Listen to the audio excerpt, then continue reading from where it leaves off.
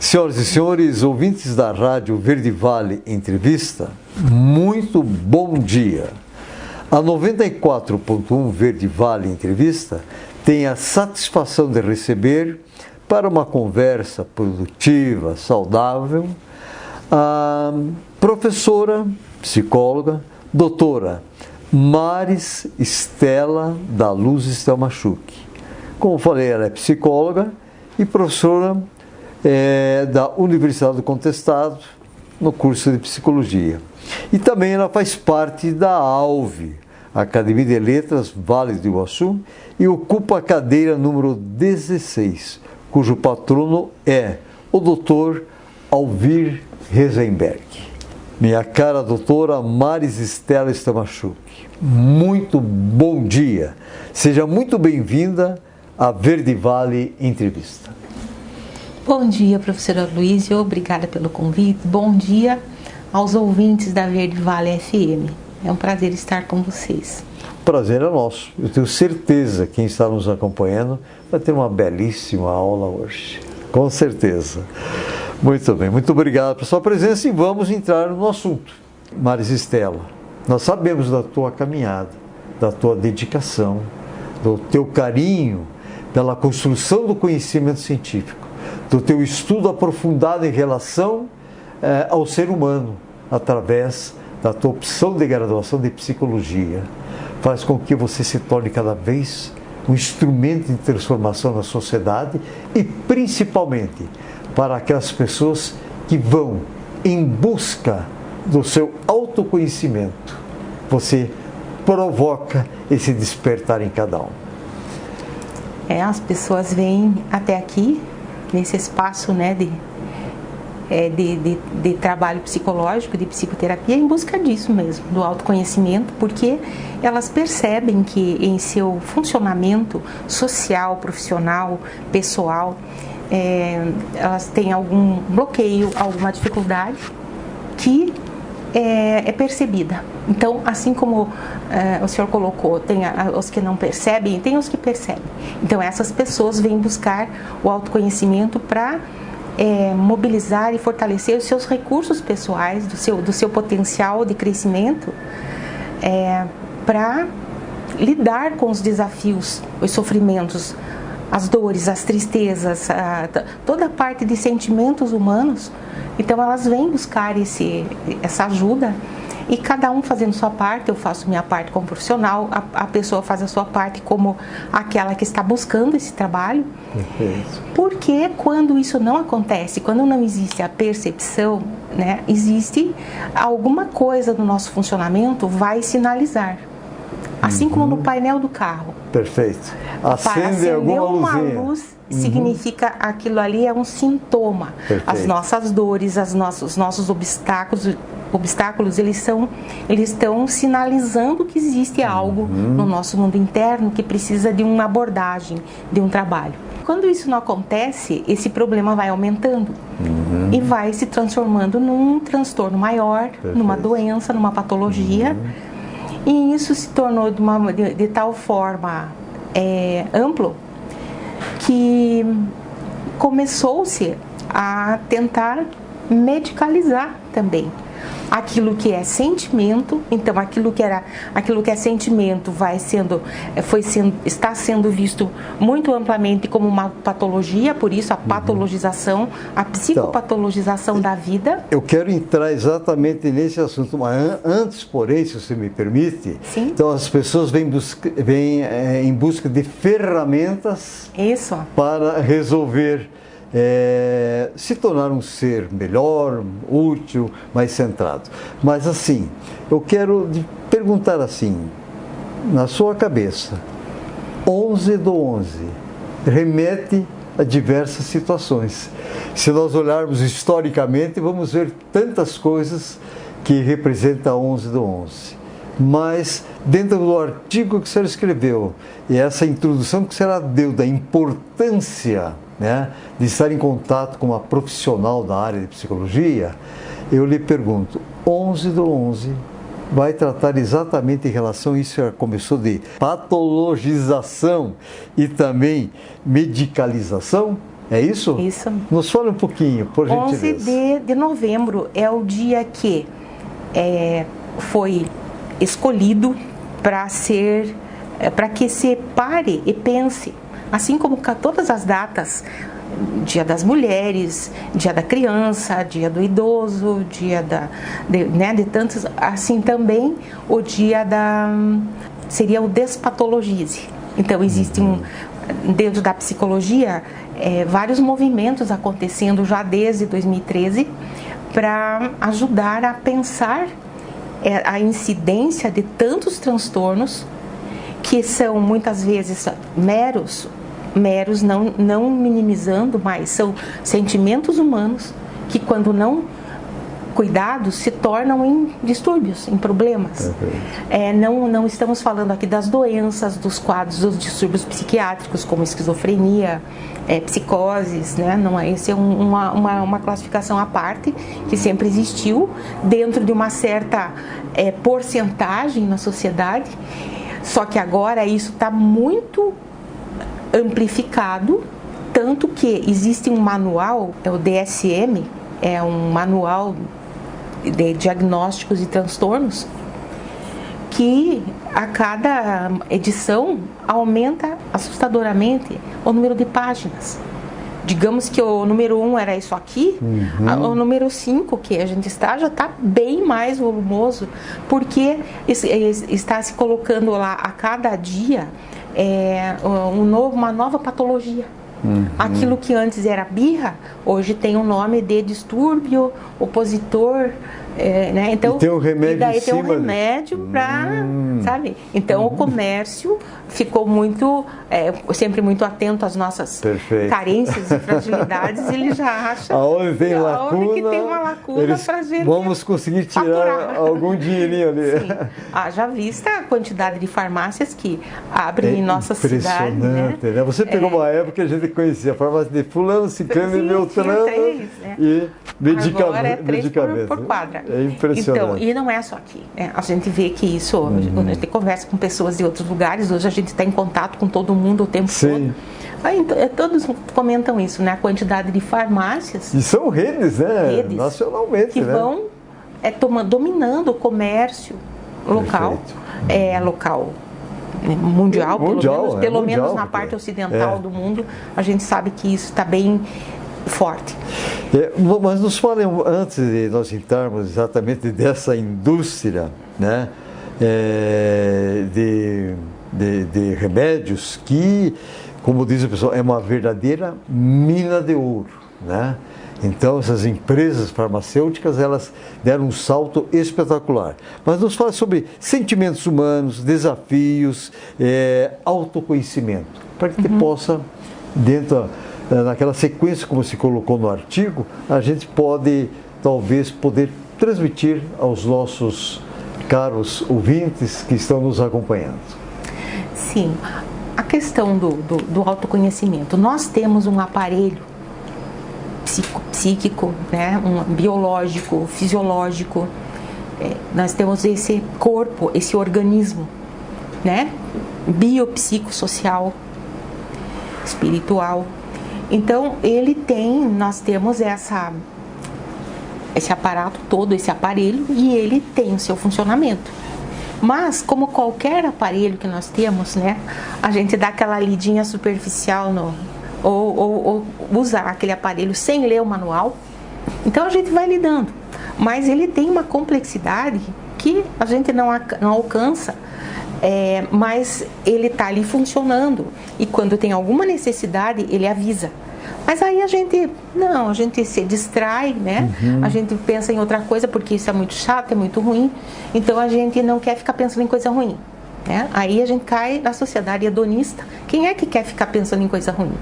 E essa questão do hedonismo, né, daquele entendimento de que a gente tem que ser feliz, tá? E o que é ser feliz? É ficar alegre o tempo todo, eufórico, né? Ou é ter condições de lidar com a nossa complexidade? Para mim, a definição de felicidade é essa capacidade, né, de lidar com essa complexidade, com seus altos e baixos, com seus desafios. E quando isso não é cuidado, a gente vai incidir em doenças físicas psicológicas, sociais, como a gente sabe que tem, e aí que entra, né, o autoconhecimento. Perfeito. O processo terapêutico, ele tem um aspecto bem forte de autoconhecimento, tem aquela parte de tratar das disfunções, mas para tratar essa disfunção é preciso uma imersão no modo de funcionar, para que a pessoa possa conhecer como que ela funciona e saber aonde que ela precisa fazer os ajustes. Então, aí que entra a parte do autoconhecimento. Isso é trabalhoso. E como a gente vive numa sociedade também imediatista, e isso tem um sinônimo que é imaturidade, a ideia é que não vamos ficar perdendo tempo com dores e sofrimentos, vamos beber ou vamos botar um remédio que... Vamos camuflar a situação. Vamos anestesiar botar uma tampa na panela de pressão que continua fervendo. Então, até chegar uma hora vai explodir, né? Essa disfunção, ela não está sendo tratada, ela está sendo controlada com um medicamento ou com uma droga, seja lícita, seja ilícita. Então, ela tem a mesma função. Por muitas vezes, as pessoas pensam ter uma determinada doença, né? Na verdade, uma pseudo-informação, e aí vem por trás dessa pseudo-informação toda a questão da indústria de medicamentos. Ora, a gente sabe que quando tem uma receita, a gente acredita muito no médico que está nos tratando, orientando. Mas nós precisamos, penso que hoje você tem os recursos para buscar as informações, tantas fontes, né? Seja qual for a fonte, leia, veja, discuta. Eu sei que, por exemplo, a senhora faz parte de um grupo de leitoras, né? É assim que chama. Né? E hoje estou em busca de autores desconhecidos. Os clássicos já são, né, os conhecidos. Perfeito. Agora são os desconhecidos. Cada vez uma região do Brasil. E a senhora quer mostrar um trabalho científico ou de um escritor, seja como for, escritora, daqui da nossa região. Isso é bacana. Porque se nós não valorizarmos o que é nosso, ninguém vem de fora. O criativo, né? Exato, o criativo tá aí, né? Junto com o destrutivo, né? Daí a gente tem que escolher qual lado que a gente... Quero optar. Eu quero construir coisas boas, né? A autodestruição não é nada legal. Não é caminho. Então, doutora Maris Estela, a senhora está nos colocando toda essa situação, né, em relação a esse autoconhecimento, em relação de a pessoa, quando toma o medicamento, também saber exatamente quais foram os sintomas, o que ela sentiu, se alterou o comportamento, para que ela possa dar um feedback àquela pessoa que deu a receita. Né? Isso quer dizer, se esse remédio está fazendo o efeito assim, prometido pelo medicamento, perfeito, que essa pessoa estaria buscando esse resultado. Exato. Porque propaganda dizem que é a alma do negócio, mas que tipo de negócio? Né? Nós que estamos na área de educação, nós somos o bom pastor, vamos buscar aquela ovelha perdida que não quer o conhecimento, né? Arrebanhar e trazer o grande rebanho da intelectualidade, da construção do conhecimento científico, mas para ajudar, não para anular, massacrar ou tornar essa pessoa independente. Né? Sim. O que a senhora nos fala de todo esse processo da indústria?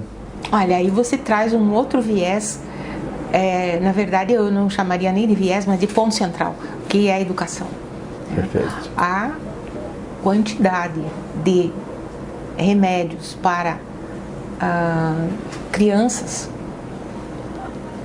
né, aumentou nos últimos anos em muito, 40% a medicalização das dificuldades de aprendizagem.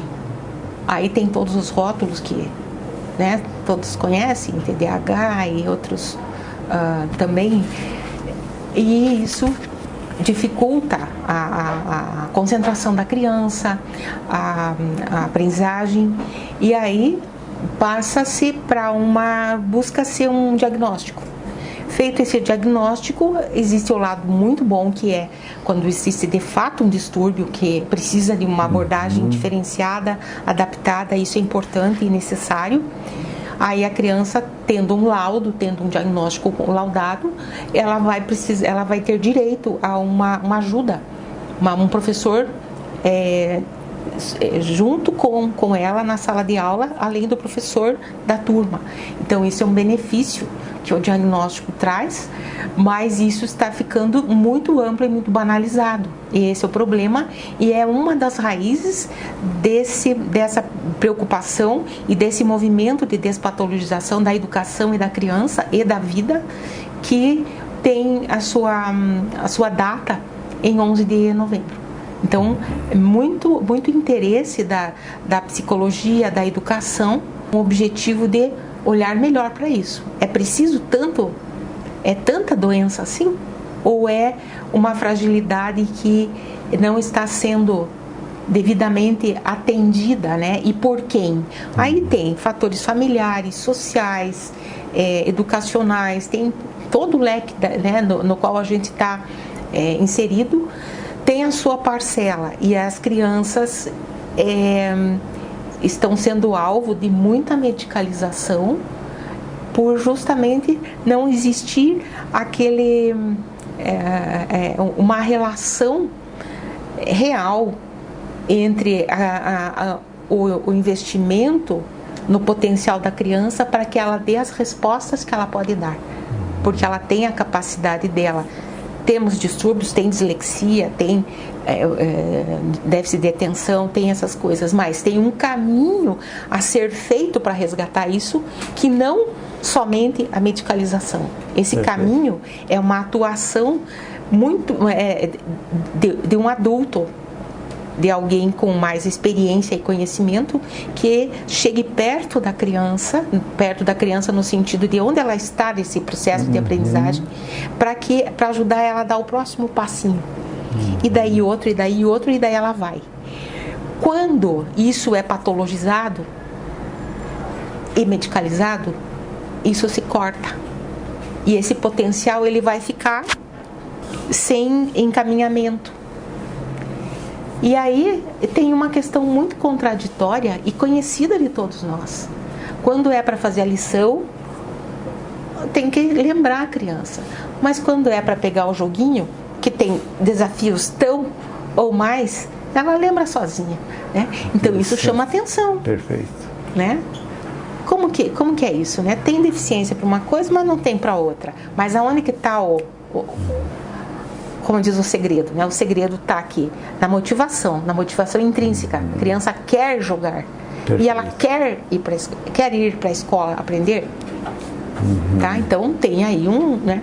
E aí começam as dificuldades de aprendizagem, ou a criança ainda está distante daquele potencial, daquela possibilidade de usar seu potencial, e vai ficando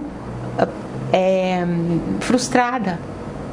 Aí entra não vamos generalizar, tem os casos reais, né, e sérios e difíceis e desafiadores, mas aí tem muita pressa e o imediatismo também. E daí a padronização, que todos têm que aprender juntos, e claro, são classes inteiras de alunos, e os professores têm as suas metas e precisam resultados, e aí isso vai desde a motivação dele como professor, pela necessidade da criança, pela expectativa da família e pelos números que têm que ser mostrados, né, no fim desse processo, para que aí entra as questões, né, mais de metas metas numéricas, né, e não necessariamente qualitativas.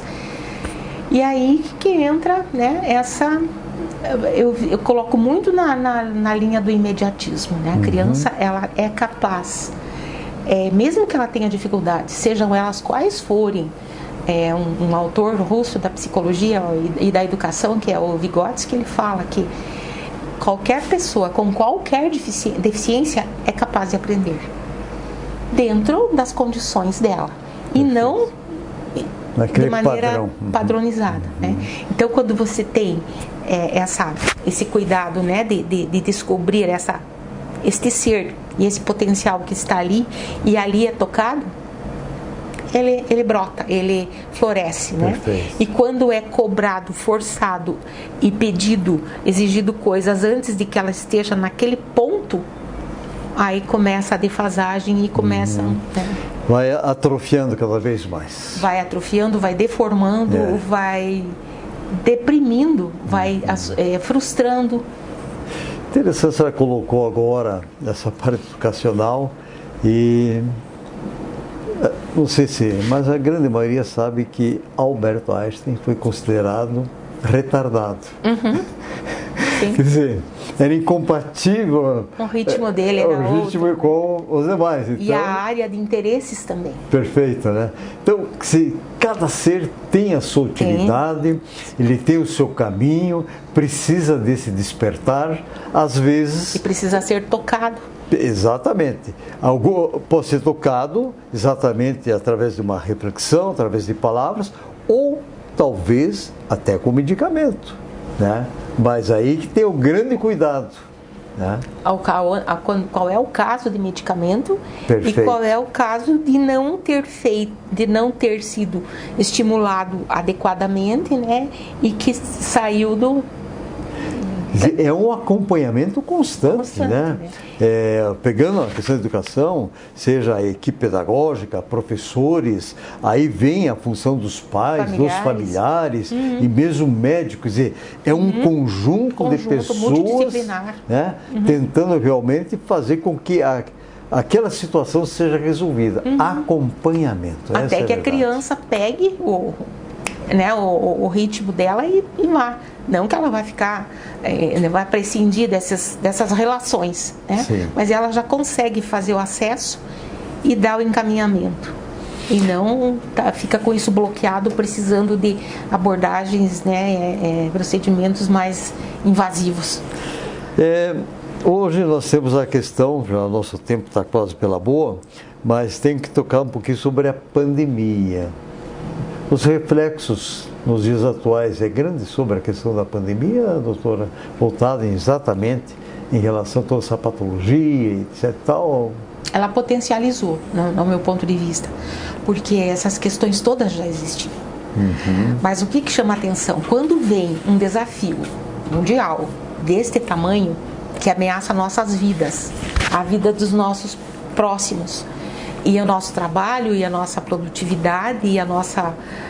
tudo, né? Então, isso gerou em qualquer situação desafiadora, é normal e desejável que se desencadeie um processo de ansiedade. Quando está tudo normal, a gente vai tocando, né? Mas quando acontecem situações desafiadoras, mesmo que seja uma viagem, né? Uma coisa diferente da rotina, você sai daquele ritmo e aquela ansiedade saudável e necessária, ela faz parte. O autor Erich Fromm, ele fala muito da questão da ansiedade como um mobilizador. E isso foi muito patologizado nesse momento, né? Então começou-se a pensar na ansiedade como uma doença e não como uma resposta natural diante do tamanho do desafio que nós estávamos enfrentando. E aí, outro ponto que vocês podem, todo mundo percebe, né? Percebeu, e se não percebeu, é só dar uma olhadinha aqui, né? A quantidade de lojas de conveniências vendendo bebidas que surgiram. Claro, não podia ter reuniões sociais, então foram assim como as farmácias, também os lugares de venda de bebidas alcoólicas aumentou muito, justamente por essa dificuldade de acessar esse mundo interno que vai nos ajudar a fortalecer o nosso autoconhecimento, porque estava se confundindo pela novidade, né? Que eu estou com ansiedade. Não, eu estou ansioso justamente porque a situação pede isso, né? É normal ficar ansioso numa situação que desafie tanto, né? E agora, quando isso toma conta da pessoa, daí já é um quadro patológico, já é outro assunto, né? Mas teve uma potencialização desse aspecto a partir desse evento mundial. Minha cara doutora Marisistela, em nome de toda a nossa equipe, queremos agradecer imensamente a sua presença por trazer à tona assunto de grande relevância, de grande importância.